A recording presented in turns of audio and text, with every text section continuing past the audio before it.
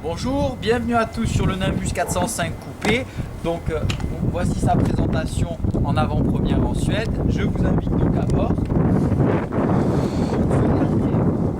Se caractérise par un très vaste cockpit avec une banquette en L. On reprend le même esprit de la table qui se baisse avec un système électrique. De plus, le plateau se déploie pour faire une très grande table sur laquelle on peut déjeuner à 8 personnes. Et elle peut également se transformer en bain de soleil lorsqu'elle est en partie basse. Alors ça, c'est très efficace, très convivial. Ici, vous avez l'accès à la salle de moteur.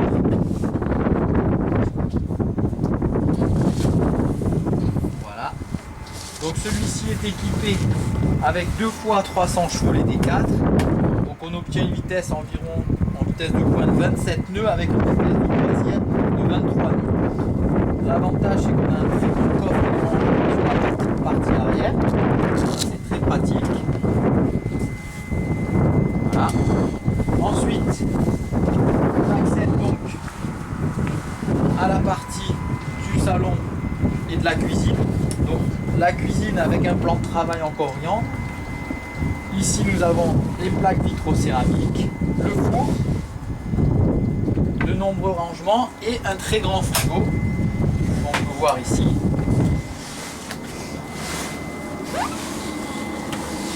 Voilà.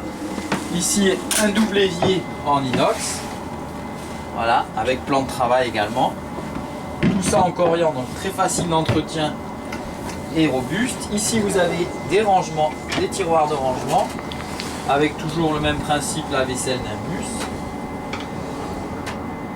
Ici, nous avons intégré un nouveau meuble. Donc en partie haute, un meuble pour du rangement. Et en partie basse, le bar avec l'emplacement pour les verres et les bouteilles. Donc le salon avec la table également qui se déploie donc pour déjeuner à plusieurs. Ensuite, cette même table se baisse et se transforme en couchage d'appoint pour 2 personnes, si besoin. Ici, nous avons conservé le principe de la banquette qui va... Voilà. Ici, la table à cartes. Et ici, l'emplacement pour la télévision. Voilà, donc ça permet de regarder la télévision. Elle est dotée d'une prise USB. Voilà, donc ça c'est très pratique. Quand on ne l'utilise pas, hop, on referme la télévision. Le grand toit ouvrant, toujours le même principe. Donc sur la partie arrière, un toit fixe avec des stores intégrés. Et sur la partie avant, le grand toit ouvrant donc, qui s'ouvre. Ensuite, au niveau du tableau de bord, donc on a 2 écrans Simrad de 12 pouces avec écran tactile. Ici, la nouvelle commande de chez Volvo, donc avec un écran couleur, vous avez la consommation en instantané, le pilote automatique, le volant qui est réglable au niveau de la hauteur, les commandes ici déportées sur tribord avec propulseur, commande de propulseur avant. En option, on propose le propulseur arrière. Et l'avantage, c'est toujours le même principe, c'est-à-dire que lorsqu'on manœuvre au port, on peut manœuvrer le bateau depuis l'extérieur, comme ça, de cette façon, on a une très belle visibilité avec les manettes déportées, c'est très facile, en avant, en arrière, on voit le dernier poids et on peut surtout se déplacer plus rapidement pour aller récupérer les amarres. Donc ça, c'est très pratique. Les nouveaux modèles sont équipés d'essuie-glace à intermittence automatique. Ici, vous pouvez également entendre le chauffage, donc un chauffage Eberbercher au gasoil, donc indépendant, très puissant. Maintenant, nous allons descendre dans la partie couchage. Voilà.